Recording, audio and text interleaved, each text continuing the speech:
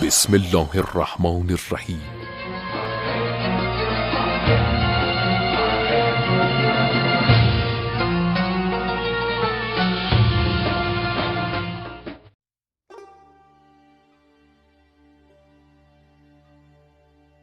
اعوذ باللہ من الشیطان الرجیم، بسم اللہ الرحمن الرحیم، الحمد للہ رب العالمین۔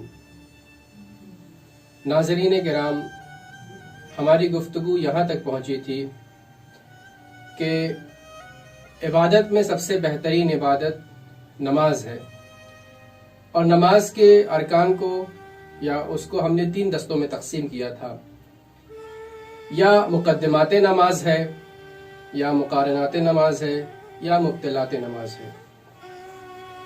آج ہم بحث کریں گے، گفتگو کریں گے مقدمات نماز کے بارے میں، جس میں وضو، غسل اور تیمم شامل ہے۔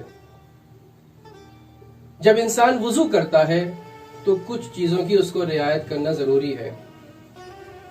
پہلی چیز یہ کہ جس وضو سے یا جس پانی سے انسان وضو کر رہا ہے وہ پانی کیسا ہو۔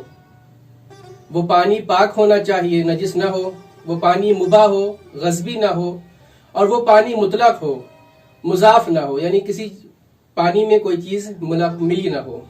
اس کے بعد انسان جس پانی یا جس برتن میں پانی رکھ رہا ہے وہ پانی کا برتن خود مباح ہو، غصبی نہ ہو، اور وہ برتن سونے یا چاندی کا نہ ہو۔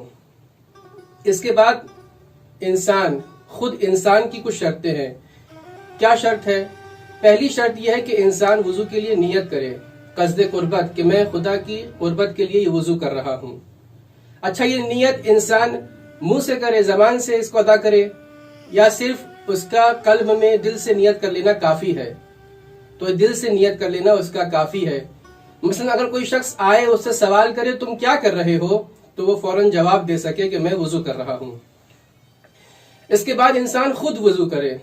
انسان کو وضو خود کرنا ہے، کسی کے سہارے یا کسی کی مدد سے وضو نہیں کر سکتا ہے۔ وضو میں ترتیب کی رعایت کرے، یعنی کیا؟ پہلے چہرے کو دھونا ہے، پھر دائیں ہاتھ کو، پھر بائیں ہاتھ کو، پھر سر کا مسح ہے، اور پھر دائیں پیر کا مسح اور بائیں پیر کا مسح۔ ایسا نہیں ہو سکتا انسان پہلے ہاتھ کو دھوئے اور بعد میں چہرے کو دھوئے، یعنی ترتیب کی رعایت کی جائے گی۔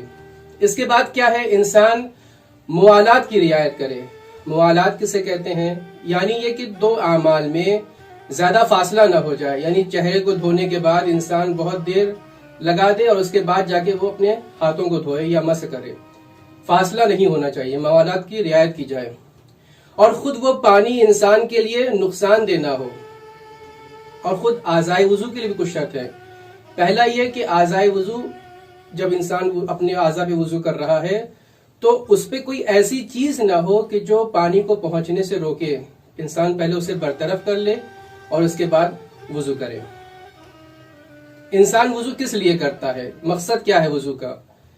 کبھی کچھ عمل کے صحیح ہونے کے لیے وضو کرتا ہے، مثلا نماز پنجگانہ کے لیے انسان وضو کر رہا ہے، یا وہ اجزاء کے جو انسان سے چھوٹ گئے ہیں، مثلا تشہد یا سجدے، ان کی قضا کرنے کے لیے انسان کے لیے وضو کرنا ضروری اور لازم ہے، یا خانہ کعبہ کے واجب طواف کے لیے بھی انسان کے لیے ضروری ہے کہ وہ انسان وضو کرے۔ کچھ اعمال ایسے ہیں کہ جن کو انجام دینے کے لیے اس کے بغیر اگر انسان وضو نہیں کر رہا ہے تو اس کے بغیر اس کا یہ عمل جائز نہیں ہے۔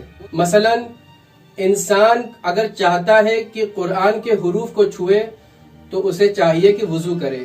اسی طریقے سے خداوند عالم کے نام کو اور ان کے صفات کو چھونے کے لیے انسان کے لیے ضروری ہے کہ وہ وضو کو انجام دے۔ کبھی کبھی وضو کیا جاتا ہے تاکہ انسان اس چیز میں کمال لے آئے اور کمال کی منزل تک اس چیز کو پہنچائے۔ مثلا انسان قرآن پڑھنا چاہ رہا ہے تو وضو کر کے اگر قرآن پڑھتا ہے تو اس میں بہت زیادہ ثواب ہے۔ اسی طریقے سے کبھی کبھی وضو اس لیے کیا جاتا ہے تاکہ کراہت دور ہو جائے۔ انسان مجنب ہے، جنابت کی حالت میں ہے، چاہتا ہے کوئی چیز کھائے، کوئی چیز پیے، تو اس صورت میں اگر وہ وضو کر لیتا ہے تو کراہت دور ہو جاتی ہے۔ اب وضو کیسے کیا جائے؟ بہت سی چیزیں سے مستحب ہے، جیسے ہاتھوں کا دھونا کلائی تک، یا منہ میں پانی لینا، یا ناک میں پانی لینا۔ لیکن جو چیز واجب ہے وہ کیا ہے؟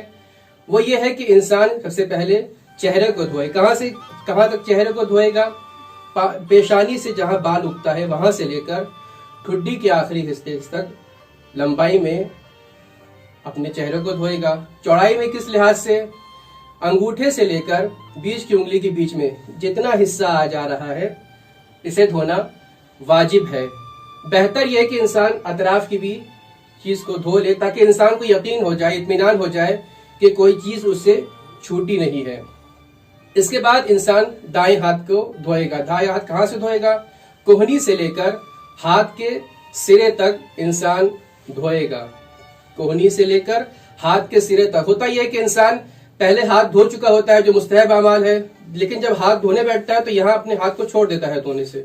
ایسا وضو باطل ہے. انسان کو چاہیے کوہنی سے لے کر ہاتھ کے سرے تک اپنے وضو کو انجام دے.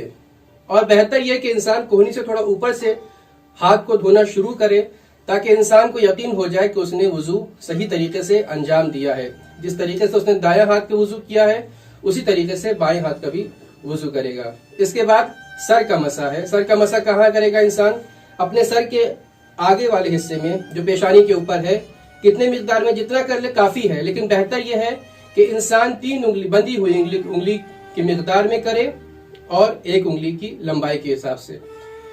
پیر کا مسح انسان کیسے کرے گا؟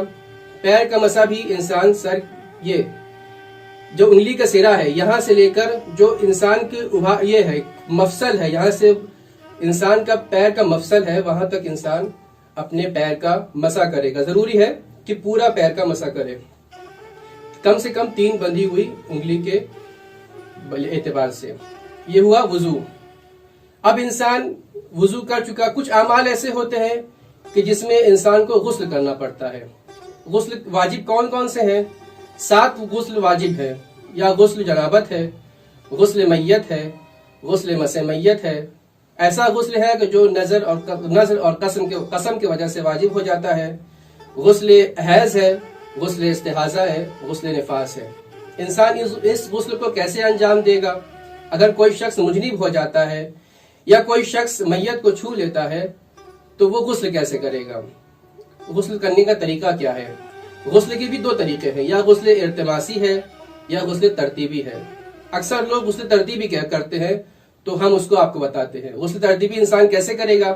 سب سے پہلے اپنے سر اور گردن کے حصوں کو پوری طریقے سے دھو لے گا. اس کے بعد دائیں حصے کو دھوئے گا اور اس کے بعد بائیں حصے کو دھوئے گا. اگر انسان شک کر رہا ہے کہ اس نے بائیں حصے میں کوئی چیز اس سے رہ گئی ہے تو اس کو دھو لے تو وہ کافی ہے.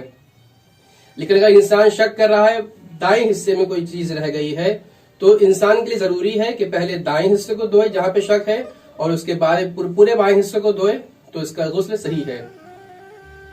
اگر انسان نہ غسل کر سکتا ہے نہ وضو کر سکتا ہے تو اس کا فریضہ یہ ہے کہ وہ تیمم کو انجام دے. تیمم انسان کب کب کر سکتا ہے؟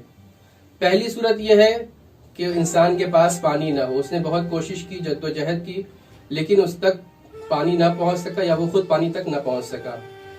دوسری صورت یہ ہے کہ انسان خود پانی تک نہ پہنچ پائے، یعنی کیا انسان کمزور ہے، ضعیف ہے، اسے ڈاکو کا ڈر ہے، تو اس صورت میں وہ تیمم کرے گا. تیسری صورت یہ ہے کہ انسان کو خوف ہے کہ اگر وہ پانی کا استعمال کرتا ہے تو وہ مریض ہو جائے گا، تو اس صورت میں بھی انسان کیا کرے گا؟ تیمم کرے گا. یا انسان کے لیے پانی سے وضو کرنا یا پانی سے غسل کرنا یا وضو کرنا مشقت کا باعث ہے یا انسان اس کو برداشت نہیں کر سکتا ہے تو اس صورت میں بھی انسان تیمم کرے گا. اور اسی طریقے سے انسان وضو اور غسل اس لیے نہیں کر سکتا ہے کہ اگر وہ اس کے پاس پانی تو ہے لیکن وہ پانی غصبی ہے تو اس صورت میں کیا کرے گا؟ انسان تیمم کرے گا. یا انسان کے پاس وقت نہیں ہے، تنگی وقت کی وجہ سے اگر انسان وضو کرنے لگے یا غسل کرنے لگے تو نماز کا کچھ حصہ وقت کے باہر پڑے گا، تو اس کو ضروری ہے کہ انسان تیمم کرے. تیمم کیسے کرے گا انسان اپنے دونوں ہاتھوں کو ایسی چیز پر ایک ساتھ رکھے گا یا مارے گا کہ جس پر تیمم کرنا صحیح ہے. ہاتھ کو مار کر پیشانی کی پال کے اگنے کی جگہ سے پورے پیشانی کو اور ناک کے اوپر تک انسان کو لانا ہے اور پھر دائیں ہاتھ کو مسح کرنا ہے اور بائیں ہاتھ کو. پھر دوبارہ ایسی چیز پر ہاتھ مارنا ہے جس پر تیمم کرنا صحیح ہے اور پھر دوبارہ دائیں ہاتھ کو مسح کرنا ہے کلائی سے لے کر انگلی کے سرے تک. اور کس چیز پر تیمم صحیح ہے. مٹی پر، ریت پر، ڈھیلے پر اور پتھر پر تیمم کرنا صحیح ہے. وآخر الدعوانا ان الحمد للہ رب العالمین.